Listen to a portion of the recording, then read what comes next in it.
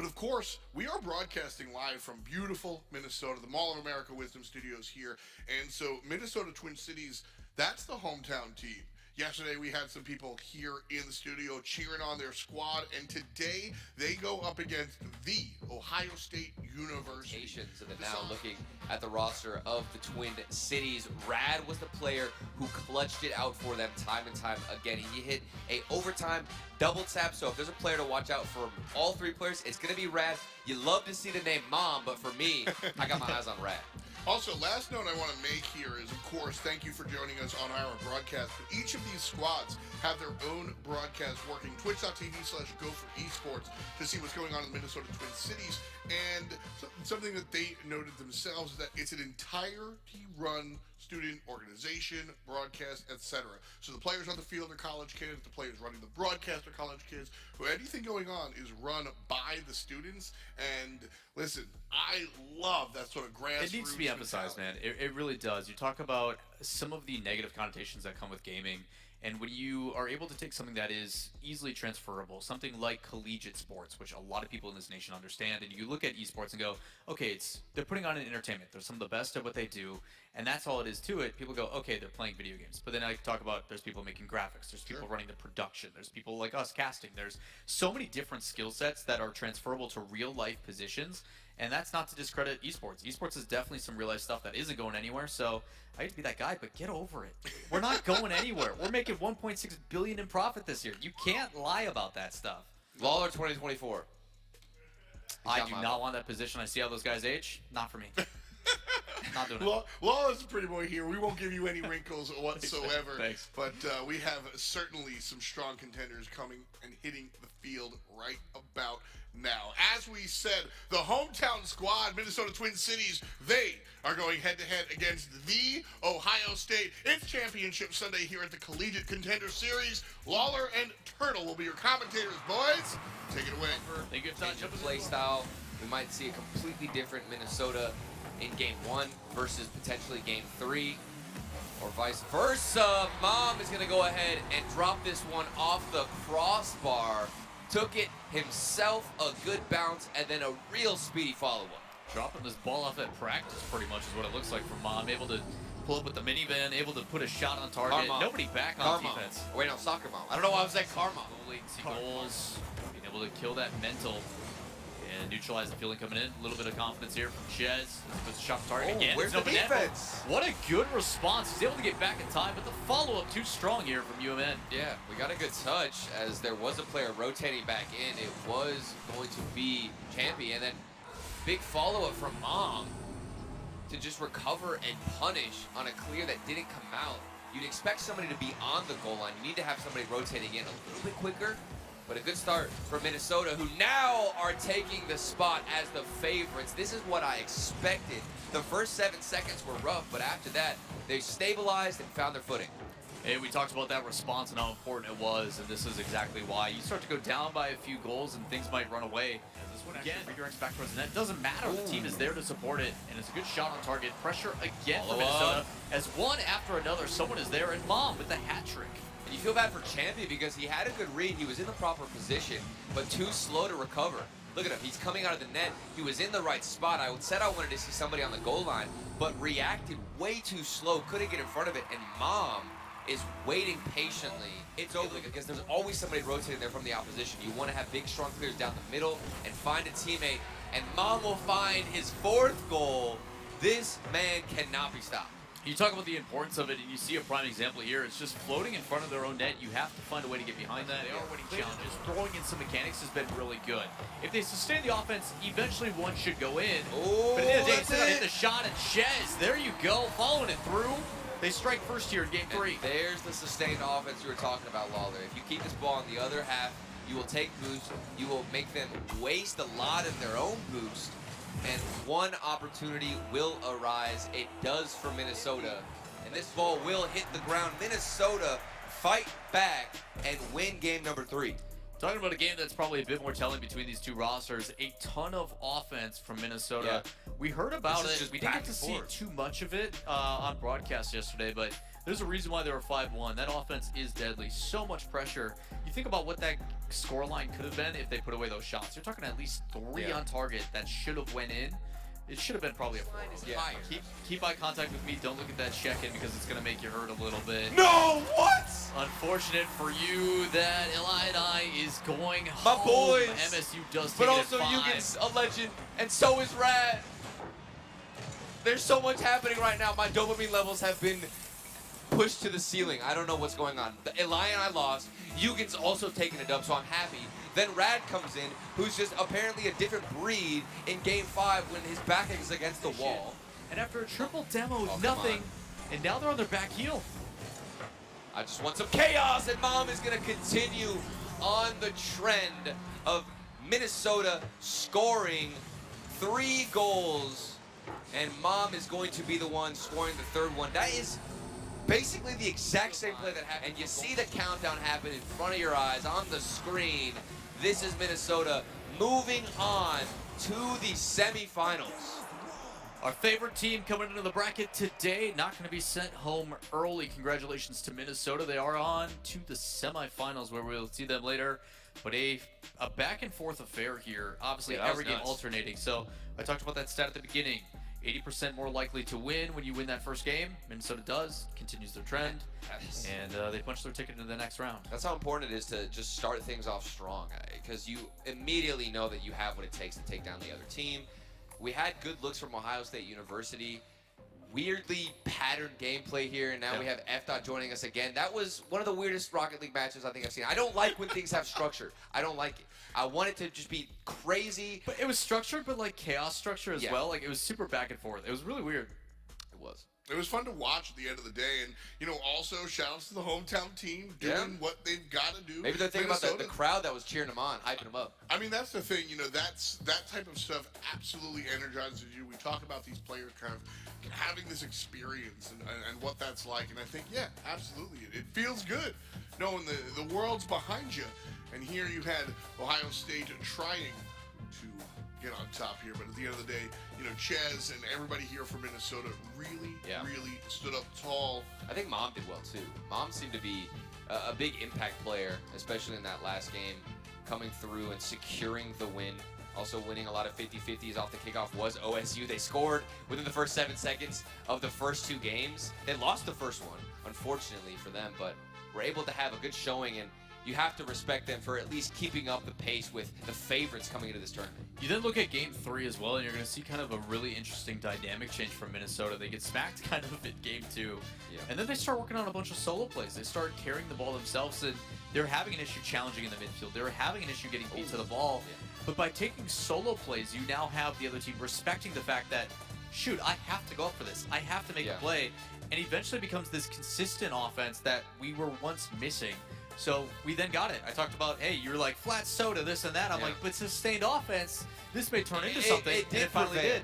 They kept it going. Like, I do agree, if you can keep sustained offense, ultimately it's better than just having like a player who's Justin and gonna go for one crazy flip reset. Like, that's the smarter and more consistent play, especially up against an Ohio State team that doesn't have a defense that can properly read you every time like this from Champion. You couldn't get the proper prediction, and because of it, you fell short. And that was just a dominant Game 5 from the Twin Cities.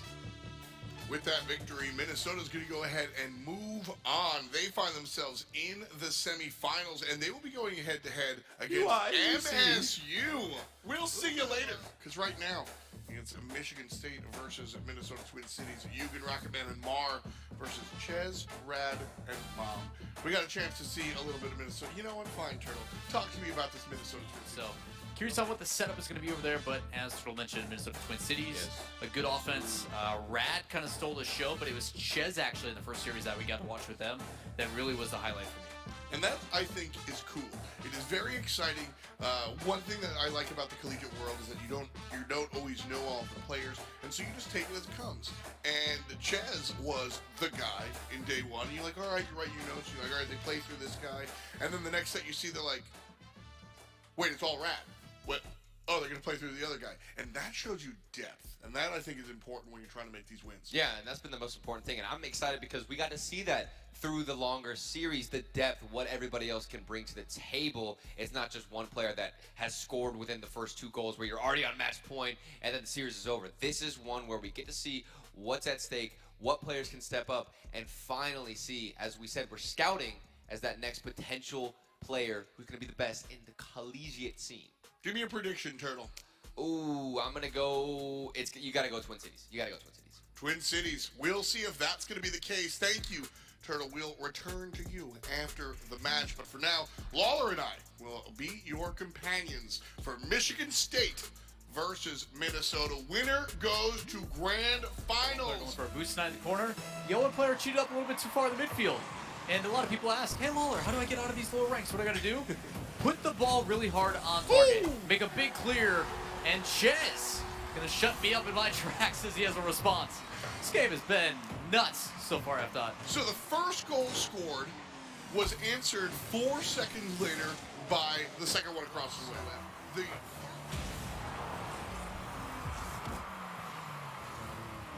Hugin's been the guy so far, and he's certainly gonna feel that one.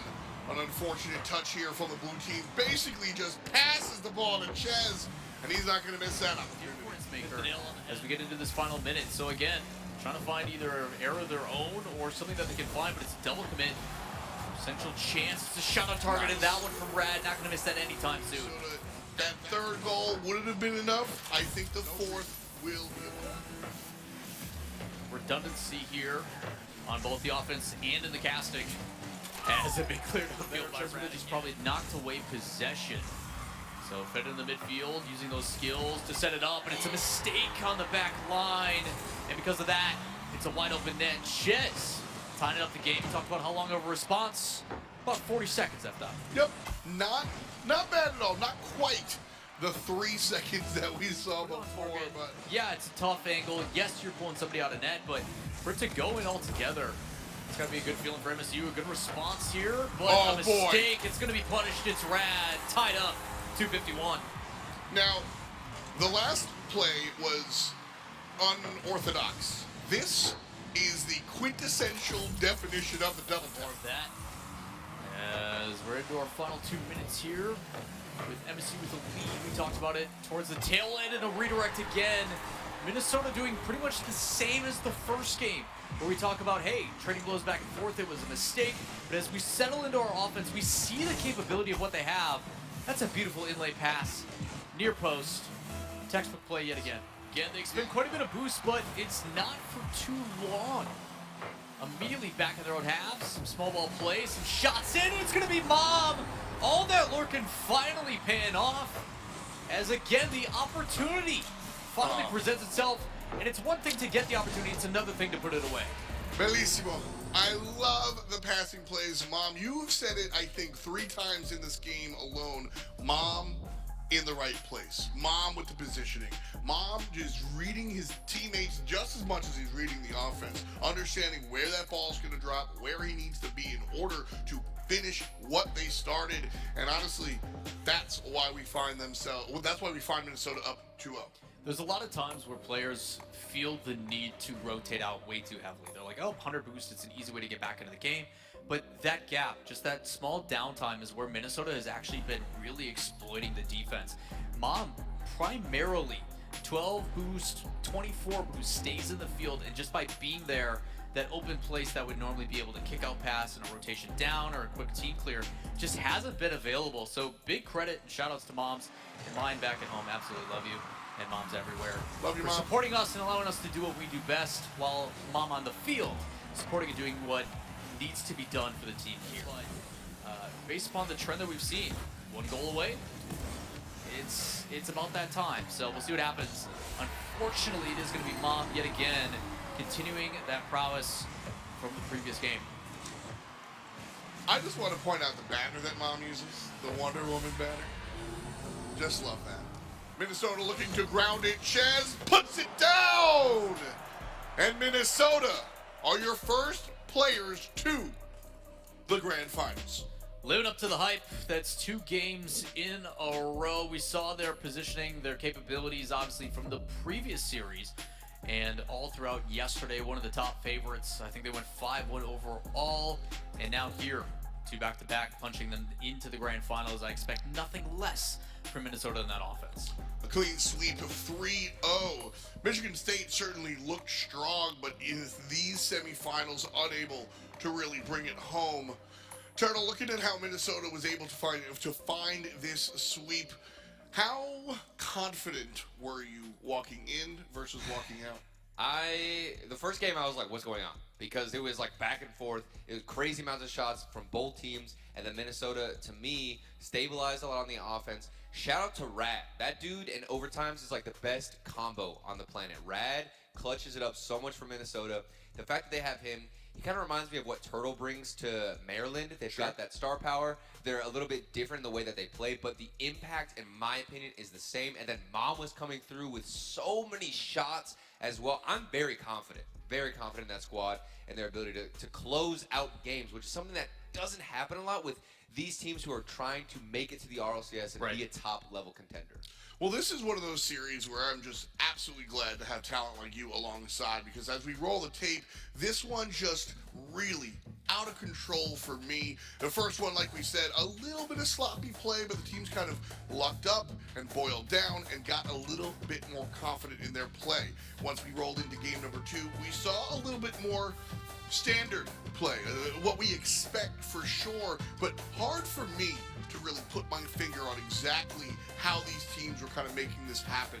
And so, Turtle, that's why I turned to you in a match like this, because from the outside looking in, it just looks like this. That one doesn't even go in. Oh! That, I think, is really the iconic moment and the descriptor of this series. Yeah, 100%. And I think moving forward, there's a couple of things to pick up on. I mean, no defense is going to be perfect at the end of the day, but for me, I just liked what I saw from Minnesota because it felt so consistent. The pressure was always on. They were hitting their shots.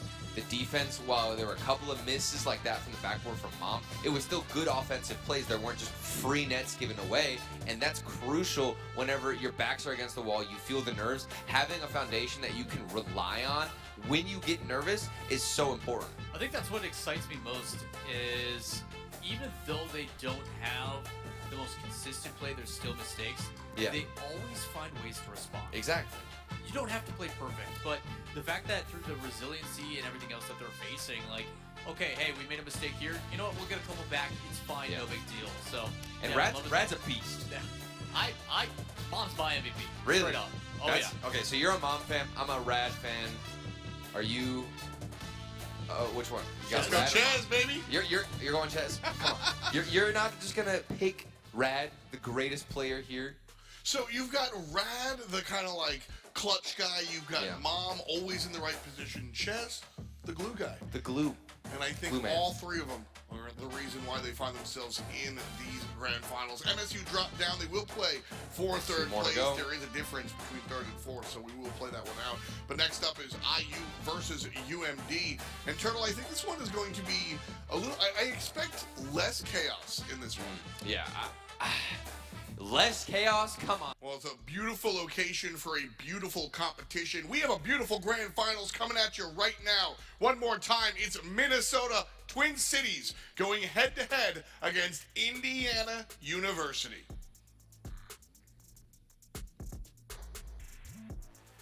Hello, everybody. Welcome to our grand finals here at the Collegiate Contender Series. Lawler on the cast alongside Turtle. We got Minnesota versus Indiana. Battle of Titans setup. It was perfect. Oh, here we go. Okay. Oh, what a dunk from Chez. Big, ambitious plays from everybody on the side of UMN. This is ridiculous stuff. Mom off the backboard, crashes the net. Chez got the 50-50, the dunk at that, and a big response early on. Good fake and call off as well. Mom comes flying in, and Chez looks like he wants to get a second touch off that back wall, but instead says, hey, fake it. It's a free shot for me. And they respond evenly. Well done here on the back end by Minnesota. Again, we talk about their offense. As long as they don't keep it one-dimensional, it's been Mom. I'm been singing the praises, and that is exactly why. Lawler, I don't like saying it, but you were right. I thought it was going to be Rad coming in. He still might show up, but in game one, Mom is sending everybody to daycare. This is ridiculous stuff from him. And you can keep the ball on the other side. Then when they are stuck on defense, Big clears down the other side, finding open space, clear shots, a corner shot even. And Minnesota are relentless game one. It didn't go in favor with the first goal, but since then, 3 in a row for them. Hat-trick for Mom, and a lot of it has to do with rotational play and the positioning they put themselves in. Yeah. Shots on target, draw a defender out, follow-up shot again. Minnesota take game one, and they're that much closer at grabbing that 10K. 3 goals, all in favor of Mom. It's due to the positioning and the rotations that they've had. Really solid play there, but I do like the fact that even though the kind of off play from Rad was there, it was definitely something that he pointed out and noticed. Still getting involved, going for demos, still opening going up for chances. Again, it's tough to kind of find your footing, but that doesn't mean you can't be useful on the field. So, again, good all-around play from Minnesota, despite Indiana getting a lot of love from us before the series started. And just think about what happens if Rad decides to step up to the level of play that we know he can. No longer involved, and Chez able to pick up the pieces. Into the corner, it's a demo, a soft touch, it's a wide open net, and there we go, Rad on the board. I mean, this midfield defense from Minnesota is hard as nails. They are stopping every transition, every counterattack attempt, and then throwing the ball in the corner, hoping it gives them some kind of result, some kind of lane on the target, on the net. And despite that, the pressure of a player looming in near post, Rad takes the time. Rad, it's actually a fake. It works out perfectly for Chez. 2-goal lead, Minnesota. This is what we said. As soon as Rad gets more involved, imagine the type of damage they can do. Obliterating the defense. Rad is now at the forefront. He's making moves. He's dancing around the defense, in between the players, faking them out. And then another setup. Minnesota have come to play, and boy, oh boy, we've got a 3rd goal. Rad keeps getting involved. Oh, it's only a minute and a half in, but that feels like a nail in the coffin. That's a statement piece from Rad. Talk about a fake, that one without a doubt. Uncertainty outside, but they still have possession. Bringing up that slow play is an important factor. Not like mixing it up, Rad. This is what I'm talking about. Rad just went for a slow play, tried to get a mind game.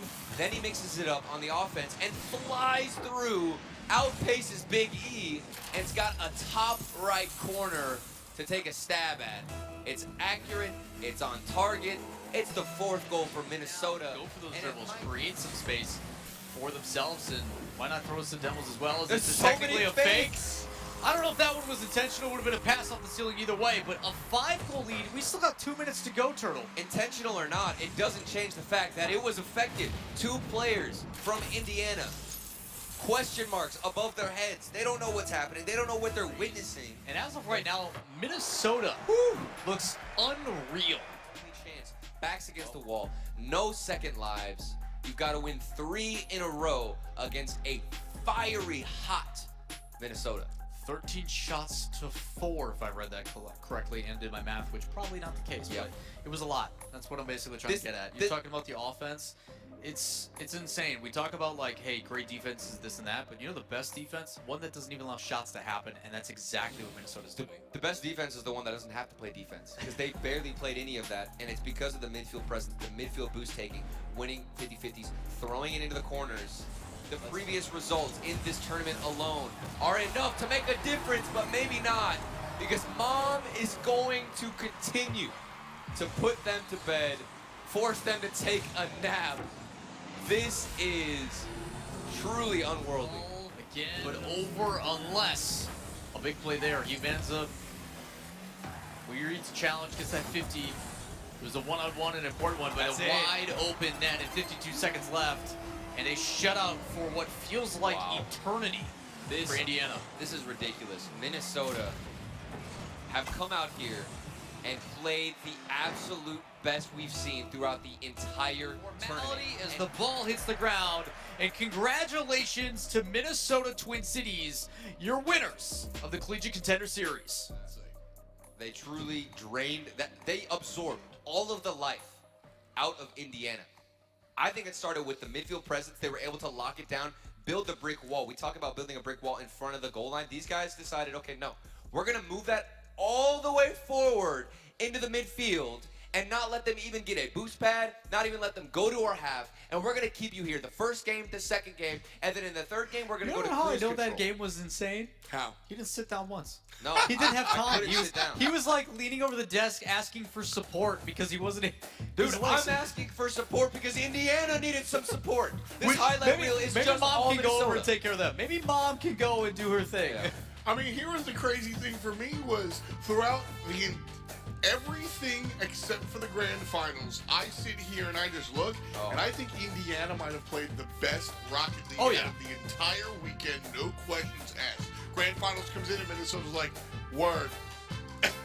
They hurt us. They hurt us with the advantage given to Indiana. We're like, oh, Minnesota, they've got their work cut But out for them. it's exactly why we do it, though. You talk about, obviously, all of us have plenty of experience in this industry, but you never know what you're going to get. Yep. Rocket League is one of those games where we talk about how it's touted as the world's greatest esport. This is exactly why. You have favorites. You're the #1 seed overall. You've got one of the best records. You beat harder teams on the way here, but none of that matters. It's about how you show up on the field, and that, again, is just one after another. You know what I'm excited for? So I'm excited for mom to call their mom and say, hey, I just won $10,000 in ridiculous. scholarship funds for our team through Rocket League. incredible, wonderful stuff, and wonderful competition. Time to speak to a wonderful person. Ooh. Congratulations on the victory. Who we Thank got? you for joining us. We've got Mom on the line. Thank you so much. You got fans in the boy. house as well, man. Grats on the win. I'll give you an easy one here. How you feeling? I'm feeling great. It's an unreal feeling. You know, we came into this tournament with no expectations, and I'm very glad how it turned out. No expectations. I mean, you guys have definitely been playing together. Talk to me a little bit about how long you guys have been playing and stuff. So, can you repeat that? I got a little distracted. Absolutely, man. No, I love the excitement. How long have you guys been playing? What kind of work do you guys put in to, become the team that you are? Oh, we have been playing for a couple months now. We've had a little bit of a newer roster this season, and so we have 2 different leagues we play in. We have a replay every week. We have a scrim every week, and then on the weekends we got CRL qualifiers and stuff like this. So it's pretty busy for us, but it's good. I don't want to get into too serious of questions just yet, but I have to ask, Mom, how did that? What's the story behind that username? I've been dying to know all weekend. I used to go by Donut King 111 back in the day. Okay, classic. But we were playing a video game called Rust, and we were all changing up our names. We didn't want our neighbors to know it was us who were rating them, so we changed our names to family names, and it's kind of stuck since then. I've probably had this name for 6 or 7 years at this point. Oh, man. Love that. Absolute class. And you guys were obviously up against Indiana University, who have a lot of experience as a team. Historically, the #1 seed. You guys were the 5th seed. What was the strategy coming into the grand finals? Were you guys thinking, okay, we know how we want to play, we're not going to try and change things? Or was there a specific plan put into motion up against Indiana? This Big 10 tournament is super competitive. Any team can get just as far as the other in the top 8. And so we weren't exactly planning on playing Indiana in the finals. So we were pretty much just focused on ourselves, tight rotations, fast, we're always on the ball. So. Now, you guys obviously, listen, in order to win, you got to think you can win for sure. But at what moment during the tournament did you guys feel like, you know what, we might be able to do the whole damn thing? I mean, we were keeping it one game at a time, but I'll say after we kind of steamrolled Indiana in game 1 or 2, it was feeling pretty good. Absolutely. Talking about the organization itself, obviously you guys, production, entirely student-ran, graphics, broadcast, all that kind of stuff. You guys also have a program, 10 competitive teams, it says, with 38 total players. Like, you guys got a pretty sizable thing going on there. But even with that, a $10,000 win, some validity to it, you've got the hardware now. Like, what does that do for your organization? Like, what are kind of the next steps for you guys now that you've shown, like, yeah, we are kind of that team. We're that guy. I'd say our next steps, I mean, we're right now we're pretty much just a club with some light affiliation from the school, and so having a Big Ten championship on our back is pretty good when we're bringing it up to, higher ups at the university and becoming more of an integrated sport. So.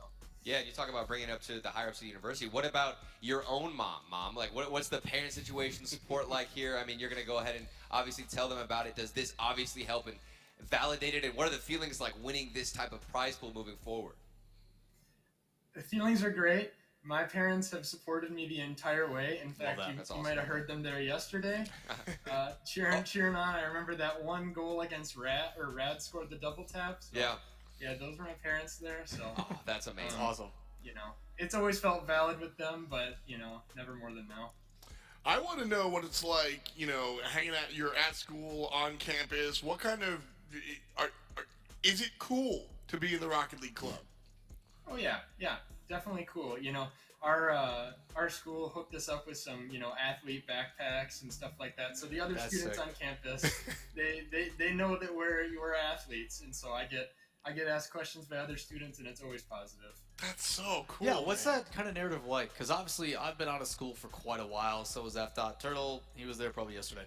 But jokes aside, the narrative, like when we were in school, gaming wasn't the cool thing. It wasn't the thing that you wanted to be known for, because it got you bullied and stuff like that. And ever since I've started doing like motivational speaking and stuff, that narrative has changed. Pop culture, all that kind of stuff. Being a nerd, a geek is the in thing. So for you guys being able to talk about that and educate others, like what those conversations kind of become, I'm interested to see your take from it, because you're living it, you're breathing it. It's your everyday life.